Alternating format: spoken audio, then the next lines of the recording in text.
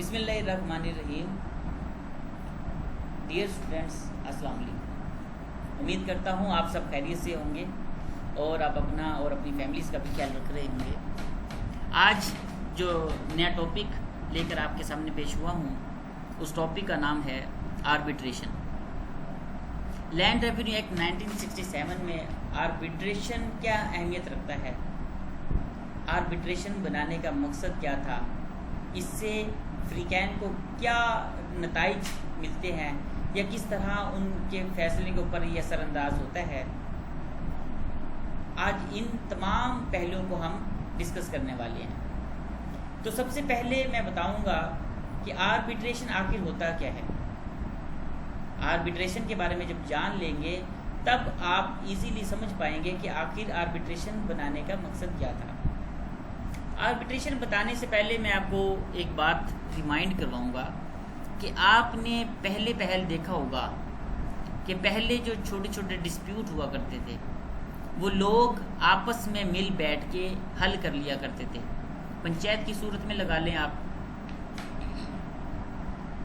آپ نے دیکھا ہوگا کہ جب کسی سوسائٹی یا گاؤں میں کوئی واقعہ یا کوئی ڈسپیوٹ یا کوئی لڑائی جھگڑا ہو جاتا تھا تو کیا ہوتا تھا کہ ہر گاؤں کا کوئی نہ کوئی پنچایتی ہوتا تھا، سرپنچ ہوتا تھا، جو اپنی نگرانی میں اس فیصلے کا حل نکلوا لیا کرتا تھا یا اس مسئلے کا حل جو ہے وہ مل بیٹھ کے نکال لیا کرتے تھے۔ میں تو سمجھتا ہوں وہ بہت اچھا دور تھا کہ لوگ آپس میں مل بیٹھ کے ہی اس کا حل نکال لیا کرتے تھے جو بھی مسئلہ انہیں پیش آتا۔ اس سے کیا ہوتا تھا کہ بڑوں کا جو مان ہے وہ بھی قائم رہتا تھا اور گاؤں والوں میں یا پھر سوسائٹی میں اس بات کا خوف بھی رہتا تھا کہ نہیں بھائی ہمارے بڑے جو ہیں وہ فیصلہ کرنے کے لیے بھی باقی ہیں، بیٹھے ہوئے ہیں۔ لیکن بدلتے وقت کے ساتھ جدید دور میں جب لوگ سانس لینے لگے تو لوگوں نے اپنے فیصلے خود کرنا ترجیح دینا شروع کر دیا کہ فیصلے اب ہم کریں گے۔ اب یہ فیصلے خود کرنا ایک میں سمجھتا ہوں بہت اچھی بات ہے کہ اپنے فیصلے خود کرنے چاہیے، لیکن اس کا نقصان یہ ہوا کہ بڑوں کی اہمیت کم ہوتی چلی گئی، بڑوں کے فیصلے سے انکار کیا جانے لگا اور معاملہ جو ہے وہ اب بڑوں سے نکل کے پنچایت سے نکل کے کورٹ کچہری میں جانے لگا۔ دیکھیں کورٹ کچہری ایک بری جگہ نہیں ہے، کورٹ کچہری ایک انصاف کی جگہ ہے، وہاں لوگوں کو انصاف دیا جاتا ہے۔ لیکن انصاف کے لیے آپ کو میدان میں تو اترنا پڑے گا۔ اب میدان میں آپ نے دیکھا ہوگا جو جیتا وہی سکندر ہوتا ہے اور اس میں بہت سارے مسائل بھی فیس کرنے پڑتے ہیں دونوں فریقین کو۔ اور اگر معاملہ پیسہ ہو، غربت ہو، تب جو ہے جو مزدور طبقہ ہے یا جو پسماندہ جو طبقہ ہے اس کو بہت ساری مسائل، بہت سارے مصیبتوں کا سامنا کرنا پڑتا ہے۔ سب سے پہلے تو وہ جو اس کا روزمرہ کا جو روز بسر ہے، پیسے ہیں مالیاتی طور پہ، اس کو فیس کرنا پڑے گا، وہ خرچہ کرنا پڑے گا۔ دوسرے نمبر پہ وہ جو قیمتی وقت ہے وہ اپنا جو کھیتوں میں لگاتا ہے، اپنے کاروبار میں لگاتا ہے، بیوی بچوں میں لگاتا ہے، بیماری میں لگاتا ہے، وہ تمام قیمتی وقت چھوڑ کے اس کو عدالت کی طرف دینا پڑے گا وہ وقت۔ اب اس سے کیا نتیجہ نکلا جی؟ اس سے یہ ہوا کہ مشکلات میں اضافہ ہوتا چلا گیا اور اس طرح بدسکونی پھیلتی چلی گئی۔ میری بات کو آپ توجہ سے سمجھیں گے تو آج آربیٹریشن جو ہے وہ آرام سے سمجھ پائیں گے، کبھی بھول نہیں پائیں گے آپ۔ تو بات یہ تھی کہ آربیٹریشن ثالثی جو ہے وہ کردار کیسے ادا کیا جاتا ہے۔ اب اس میں ویسے اگر قانونی نقطہ سے دیکھا جائے تو یہ زمین آسمان کا فرق ہے، پنچایت میں اور آربیٹریشن میں زمین آسمان کا فرق ہے۔ لیکن اگر آپ دوسرے اینگل سے دیکھیں تو یہ اس میں کوئی ڈفرنس نہیں ہے۔ آپ دیکھیں گے کہ گھر میں، گاؤں میں، سوسائٹی میں جب کبھی کوئی ڈسپیوٹ آتا تھا تو کیا کرتے تھے؟ بڑی اتھارٹی جو پنچایتی ہوتا تھا، جو بھی گاؤں میں جس کو بڑا سربراہ بنایا جاتا تھا وہی فیصلے کرتا تھا. تو اگر آپ قانون کی روشنی میں دیکھیں تو آپ نے دیکھا ہوگا اس میں بڑے افسران ہیں وہ فیصلہ کریں گے. اگر وہ نیچے ان سے مسئلہ حل نہیں ہو رہا ہے تو آپ بڑوں کو ہی دیتے ہیں نا. تو یہ صرف سمجھنے کی بات ہے. اچھا پھر کیا ہے جی, اچھا بڑوں کی جو مان تھی وہ ختم ہوتی چلی گئی. اس طرح ایک نیا رخ سامنے آ گیا. اس سے آپ کو مشکلات کا سامنا بھی ہوا اور آپ کی جو فائنینشیل ہے اس کو بھی آپ کو پریشانی کا سامنا کرنا پڑا کہ ظاہر سی بات ہے اگر آپ کی انکم 20,000 ہے ماہانہ, 20 میں سے 10,000 تو آپ لگائیں گے اس کے اوپر, اور وہ پھر فیصلہ 20 سال چلے, 10 سال چلے, 5 سال یا ساری زندگی چلے, اس کی کوئی گارنٹی نہیں ہے. تو پھر آپ کیا کرتے تھے, آپ یہ کرتے تھے کہ کوئی ڈسپیوٹ آتا بڑوں سے حل کروا لیتے تھے. اس کا سب سے بڑا فائدہ کیا ہوتا تھا کہ بات موقع پر ہی ختم ہو جاتی تھی اور محبت اسی وقت قائم ہو جاتی تھی, کیونکہ جب ڈسپیوٹ ہی ختم ہو گیا تو پھر لڑائی جھگڑا ہی نہیں ہوگا. لیکن آج کے جدید دور میں میری باتیں سخت ہو سکتی ہیں, معاف کیجئے گا, لیکن آپ اختلاف رائے رکھ سکتے ہیں, لیکن اگر آپ باتوں کو سمجھیں گے تو میرے خیال سے آپ میری بات سے آپ ایگری کریں گے کہ اگر کاش ہم اپنے فیصلے بڑوں سے ہی کراتے آج بھی تو شاید ہمیں کورٹ کچہری اور ادھر ادھر کا سامنا نہ کرنا پڑتا. لیکن قانون پھر بھی آپ کے لیے, آپ کے انصاف کے لیے, ریلیف کے لیے ہمہ وقت حاضر ہے. اب قانون یہ کہتا ہے کہ جب دو فریقین, 2 یا 2 سے زیادہ فریقین آپس میں اگر کوئی ڈسپیوٹ آ جاتا ہے تو اس کے لیے کوئی ثالثی اگر وہ کسی کو اختیار دیتی ہے کہ اس کو مقرر کر دیا جائے تو ثالثی کا بھی ایک آپ کو اختیار دے دیتی ہے. اس سے کیا ہوتا تھا جی, جیسے لمبے عرصے تک جو مقدمات چلتے تھے ان سے اب کیسے بچا جائے یا کیسے ان سے جان چھڑائی جائے. تو چھوٹے چھوٹے جو ڈسپیوٹ ہیں ان کو نپٹانے کے لیے پھر یہ ثالثی کونسل کا یہ جو وجود ہے سامنے آ گیا. یعنی اگر کوئی فریق جلد از جلد کسی بھی ڈسپیوٹ کا حل چاہتا ہے تو کیا ہے جی, وہ مل بیٹھ کے حل کر لے گا. اور اس کے لیے آربیٹریشن کا جو ایک آپ یوں سمجھ لیں, آربیٹریشن جو متعارف کروایا گیا ہے وہ کانسٹیٹیوٹ کیا جائے گا. اب سوال یہ پیدا ہوتا ہے کہ آخر آربیٹریشن, ابھی تو ہم بات کر رہے ہیں جسٹ انٹروڈکشن کی کہ ہم نے جانا کہ آربیٹریشن ہوتا کیا ہے. ابھی تو میں آپ کو اس کی بیک گراؤنڈ بتا رہا ہوں, ہسٹری بتا رہا ہوں کہ یہ کس طرح ایک دوسرے سے انٹرلنک ہے, پنچایت سسٹم اور آربیٹریشن. لیکن اس میں قانونی نقطہ سے ہی کافی زمین آسمان کا فرق ہے.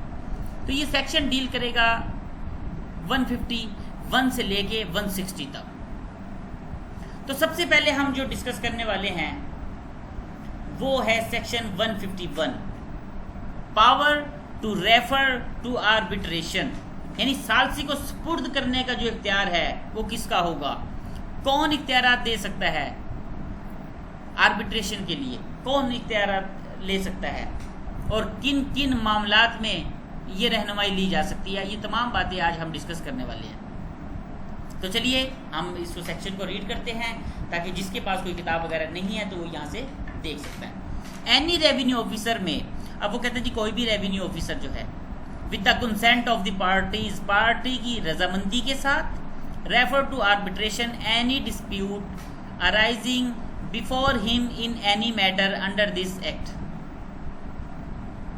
اب کیا ہے جی, اس سیکشن میں سمپل وہ بتانا چاہ رہا ہے کہ جب کوئی بھی یعنی کوئی ریونیو آفیسر فریقین کی رضامندی سے اگر کوئی معاملہ جو ہے وہ بورڈ آف ریونیو کے تحت آتا ہے تو انہوں نے وہ کیا ہے جی مل کر اس کو حل کرنا ہے. اور اگر پارٹی کے اندر خواہش پیدا ہو جاتی ہے کہ وہ معاملے کو آربیٹریٹر کو دے دے تو پھر کیا ہوگا جی, پھر دیکھتے ہیں ذرا. A collector or any assistant collector of the first grade, any without the consent of the parties, refer to arbitration any dispute before him with respect to. وہ یہی کہنا چاہ رہا ہے کہ جب کوئی ریونیو آفیسر فریقین کی رضامندی سے اگر کوئی معاملہ جو بورڈ آف ریونیو کے تحت آتا ہے انہوں نے وہ کیا کرنا ہے جی، مل کر حل کرنا ہے. اور اگر پارٹی کے اندر خواہش پیدا ہو جاتی ہے تو پھر کیا ہوگا جی، پھر وہ معاملہ جو ہوتا ہے آربیٹریٹر کو دے دیا جاتا ہے. یا پھر اگر کلیکٹر، اسسٹنٹ کلیکٹر جو فرسٹ گریڈ کا ہو، وہ فری کین کی مرضی کے ساتھ یا اس کی مرضی کے بغیر بھی اس کے پاس یہ اختیار ہیں کہ وہ آربیٹریٹر کو بھیج سکتا ہے. اب کیا ہے جی، any matter of which an entry is to be made in any record or register under chapter 6. any matter B ہے اس کا، any matter relating to the distribution of an assessment under section 67. C ہے the limits of any state or of any holding, field or other portion of an state. D ہے the property to be divided at a partition or the mode of making partition. اب سب سے پہلے تو یہ کہتا ہے، آپ اس کو آسان لفظوں میں یوں کہہ لیں کہ سیکشن جو 151 ہے اس میں جو ڈسپیوٹ ہے اس کی وہ وضاحت کرتے ہوئے بتاتا ہے کہ جو ریونیو آفیسر ہے وہ فریقین مقدمہ کی رضامندی کے بغیر یا رضامندی کے ساتھ ثالثی کو برائے آربیٹریٹر بھیج سکتا ہے، پیش کر سکتا ہے. اب ایسے معاملات یا مقدمات جو یہ سب سیکشن کے احکامات ہیں وہ درج ذیل نیچے بتا دیے گئے ہیں. وہ کون سا ہو سکتا ہے؟ اینی میٹر، یعنی وہ میٹر کوئی بھی ہو، کسی مثل یا رجسٹر جو چیپٹر 6 کے تحت کوئی اندراج ہوتا ہو، انٹری ہوتی ہو، تو وہ بھی اس کو دیکھا جائے گا. پوائنٹ 2 ہے کوئی بھی اسیسمنٹ ہے، وہ بھلے تقسیم کی ہو یا کوئی بھی ہو جو سیکشن 67 کے تحت ہو. اب کیا ہے جی، دا لیمٹ آف اینی اسٹیٹ ہے، یعنی کہ دوبارہ وہ جو ہے اس کی ری اسیسمنٹ ہے یا کھاتہ ملکیت ہے، کھیت ہے یا دیگر حصہ محال ہے، وہ کچھ بھی ہو سکتا ہے. The property to be divided, یعنی دوبارہ اس جائیداد کی جو تقسیم کی جاتی ہے یہ تقسیم کے طریقہ کار کے متعلق ہو یا اس میں کسی بھی طرح کی تبدیلی ہو تو کیا ہے وہ پیش کر سکتا ہے.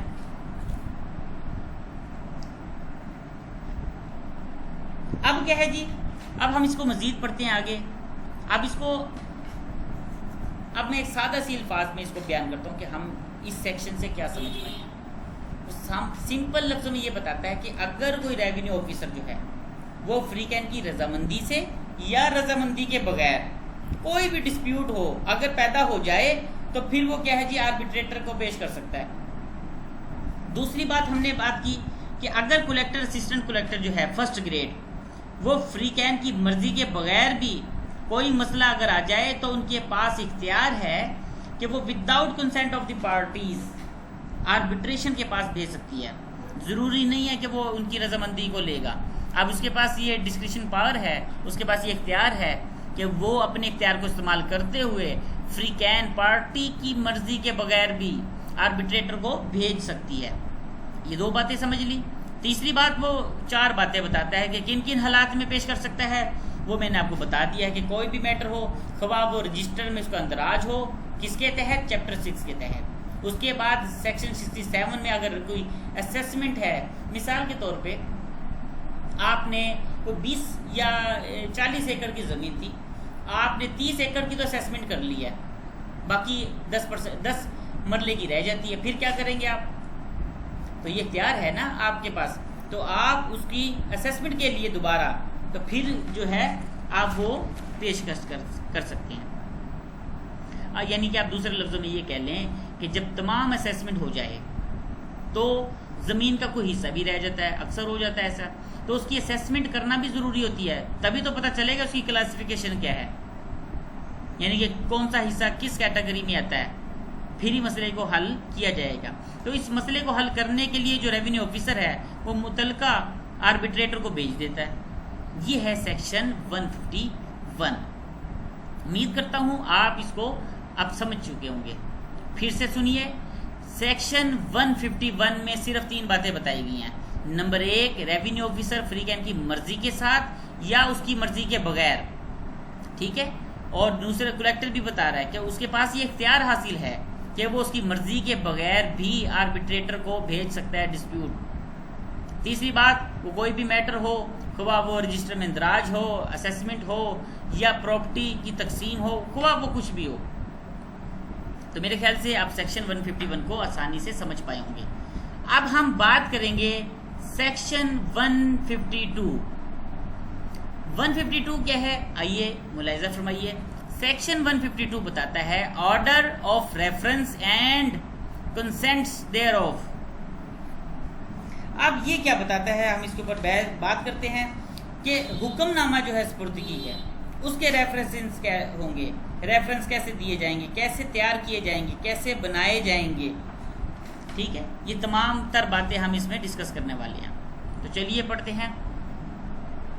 In referring a dispute to arbitration, a revenue officer shall make an order of reference and specify therein the prices matters submitted to arbitration, the number of arbitrators which each party to the dispute is to nominate, the period within which arbitrators are to be nominated, and the period within which the awarded is to be delivered. Point 2 دیکھیے، the number of arbitrator which each party may nominate must be the same and must not exceed 2. Point 3 دیکھیے، if from any cause arbitrator are not nominated or an awarded is not delivered within the period fixed for the order of reference, the revenue officer may from time to time extend that period or may cancel the order of reference. اب section 152 جو ہے اس میں بڑی سادہ سی باتیں بتاتے ہوئے اب وہ ریونیو آفیسر کے اختیارات کو بتا رہا ہے کہ اس کے پاس اختیارات کیا کیا ہیں۔ اب وہ کہتا ہے کہ اس اختیارات کے تحت یہ جو پاورز ہیں اس کے تحت وہ جو ریونیو آفیسر ہے اس کے لیے ضروری ہے کہ کوئی تنازع جو ہے، کوئی ڈسپیوٹ جو ہے وہ آربیٹریٹر کے سپرد کرنے کے لیے فیصلے کے بعد حکم نامہ جو ہے سپردگی تیار کرے، اور حکم نامہ تیار کرنا اس کے لیے ضروری ہے اور تاکیدی ہے۔ حکم نامہ سپردگی کے جو طریقہ کار ہیں، جو کیا کیا چیزیں ان کے لیے ضروری ہیں وہ بتائے گا۔ وہ کہتا ہے جی درج ذیل ہیں، وہ کیا ہے وہ ہم نیچے ڈسکس کرنے والے ہیں۔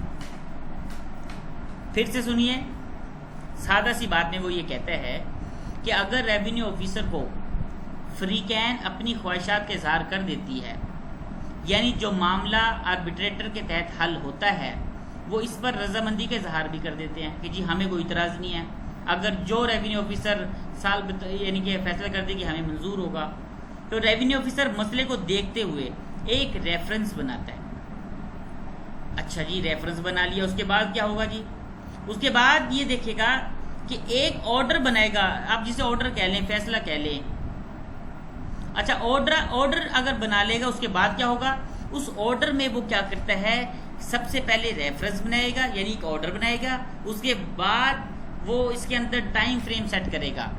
اب وہ ٹائم فریم کچھ بھی ہو سکتا ہے، 1 ماہ ہو سکتا ہے، 1 سال ہو سکتا ہے، 2 ماہ ہو سکتے ہیں، 2 دن ہو سکتے ہیں، 10 دن، یہ وہ کتنا بھی ٹائم ہو سکتا ہے، وہ اس میں ٹائم کو مینشن کر دے گا۔ اچھا، ایک بات میں آپ کو بتاتا چلوں کہ اس میں لفظ یوز ہوا ہے ایوارڈ۔ آپ نے دیکھا ہوگا یہاں پہ AWARD ایوارڈ، یہاں ایوارڈ سے مراد فیصلہ ہے۔ میرے خیال سے آپ بات کو سمجھ رہے ہوں گے کہ جب وہ ٹائم فریم بھی سیٹ کر لیتا ہے، یا 1 ماہ ہے، 2 ماہ ہے، وہ جتنا بھی ہے، تو اس کے اندر وہ مقرر کر دے گا، وہ ٹائم فکس کر دے گا۔ اس کے بعد اس کے اندر آربیٹریٹر کے لیے جو نومینیشن کرنی ہے، اب پارٹی کی نومینیشن بھی تو کرنی ہے نا، ان کی تعداد کو بھی مینشن کرے گا۔ سب سے پہلے کیا کرے گا؟ ریفرنس بنائے گا، آرڈر بنائے گا. اس کے بعد کیا کرے گا جی؟ اس کے بعد وہ ٹائم فریم کو سیٹ کرے گا. آخر اس کو کتنا ٹائم دینا ہے، کتنا ماہ دینا ہے، 1 مہینہ، 2 مہینہ، 2 دن، سال، 2 سال، کتنا ٹائم دینا ہے. وہ جتنا بھی ٹائم دے وہ سیٹ کرے گا. نمبر 1 پہ میں نے کیا بتایا؟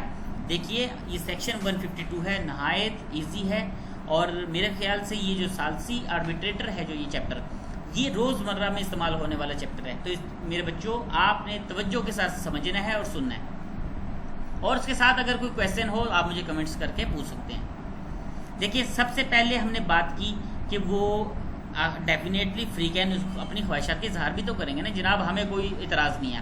جو آربیٹریٹر فیصلہ کرے گی ہمیں منظور ہے، یہ تو معاملہ طے ہو گیا.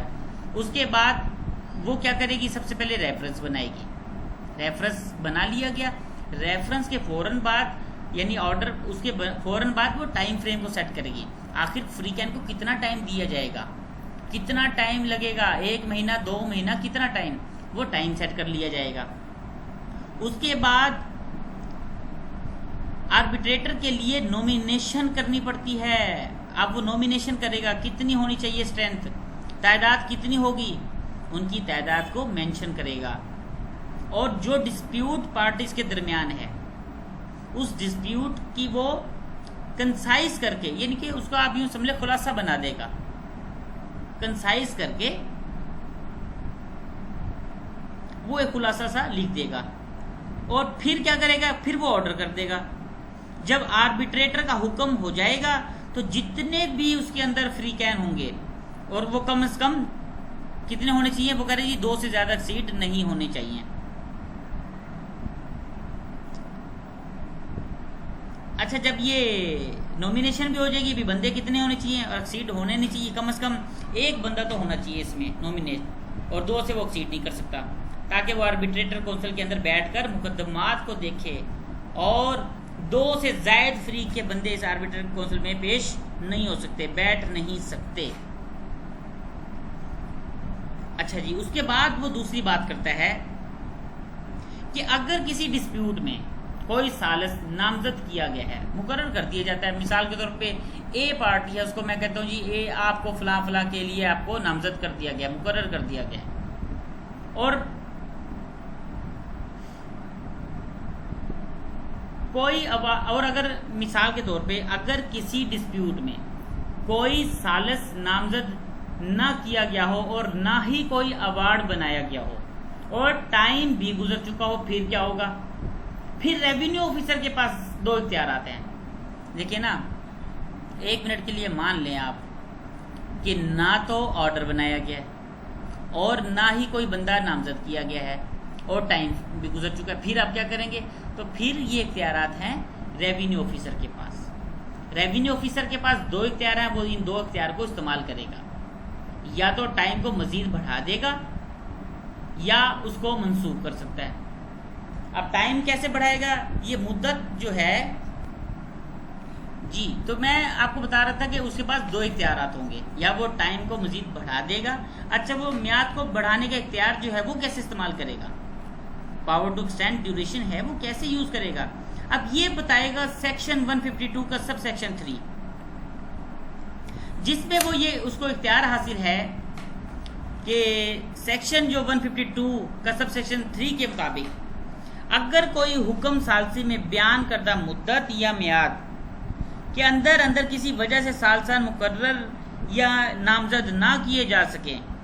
اب وہ دیکھیں، میں نے آپ کو بتایا تھا نا کہ اگر ایک ایسی صورتحال پیدا ہو جائے کہ ٹائم بھی گزر چکا ہو، کوئی آرڈر بھی نہ ہو اور کوئی ثالثی بھی کوئی نامزد نہ کیا گیا، پھر آپ کیا کریں گے؟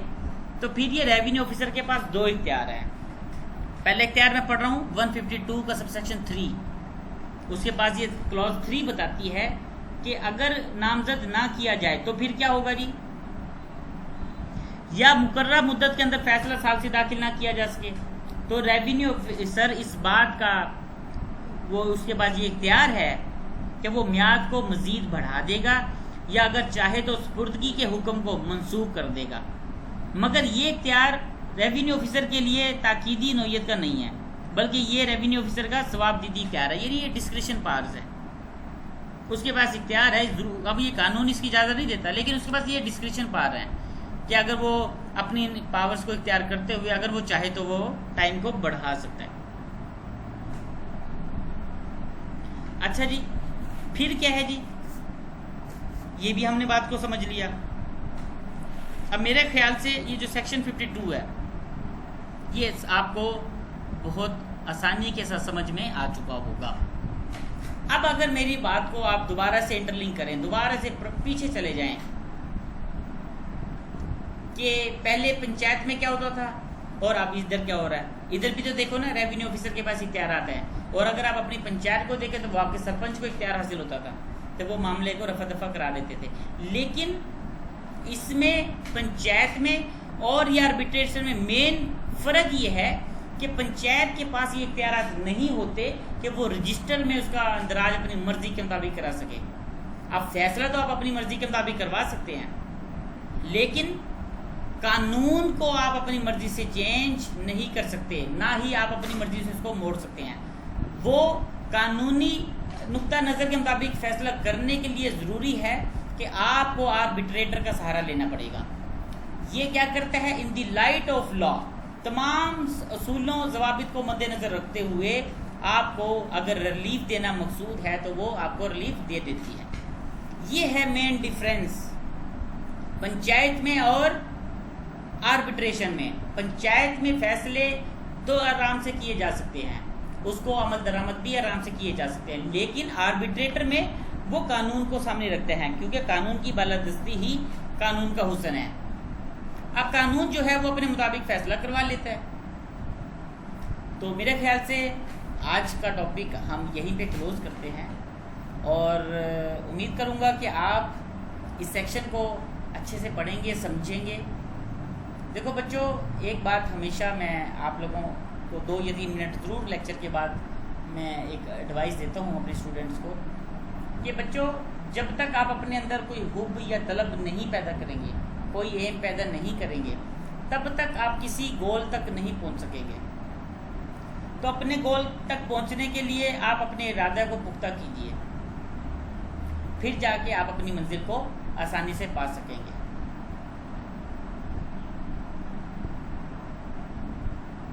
اور اگر اس سیکشن کے ریلیونٹ کوئی بھی متعلقہ سوال ہو، کوئی کنسیپٹ آپ کا کلیئر نہ ہو رہا ہو، امید تو کرتا ہوں کہ ہو چکا ہوگا، لیکن پھر بھی اگر آپ کو کوئی کنفیوژن ہے اور اگر کوئی مس انڈرسٹینڈنگ ہو رہی ہے کہ یہ کچھ کنسیپٹ سمجھ میں نہیں آ رہا ہے کہ یار یہ کیا چیز ہے، تو آپ بلا جھجک مجھے کمنٹس میں پوچھ سکتے ہیں. میں ہمیشہ کی طرح آپ کو انشاءاللہ جواب دیتا رہوں گا. اسٹوڈنٹ آف لا کا کام ہے ڈائریکشن دینا اور پڑھتے رہنا. جو پھر مسائل آئیں گے وہ انشاءاللہ مل جل کے ڈسکس کرتے جائیں گے، اور امید کرتا ہوں کہ آپ انشاءاللہ اس کو اچھے سے سمجھیں گے. ایک چھوٹی سی بات اور جو آپ کو میں بتانا نہایت ضروری سمجھتا ہوں. آپ نے دیکھا ہوگا بہت سارے لاء اسٹوڈنٹس جو ہیں اب وہ ٹیکنیکل سبجیکٹ کی طرف زیادہ توجہ دیتے ہیں. یہ چھوٹے سبجیکٹس جو جیسے بھی یہ لینڈ لا ہے، ان کو وہ چھوٹا سبجیکٹ سمجھتے ہیں. وہ کہتے ہیں یہ ہیلپنگ سبجیکٹ ہے، یہ کوئی زیادہ میٹر نہیں کرتا.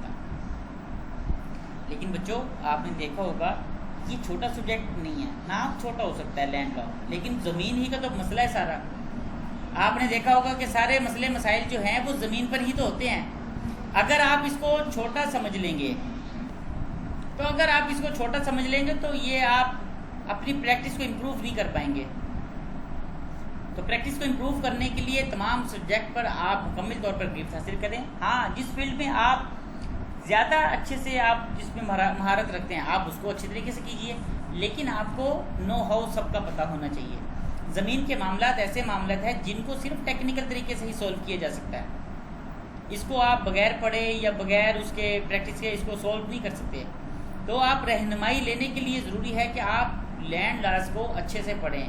اس کے دیکھیں سارے چیپٹر ہی کام کے ہیں، سارے پڑھنے والے ہیں، اور کوئی چیپٹر ایسا نہیں ہے کہ جو آپ کو ہیلپ نہ دے.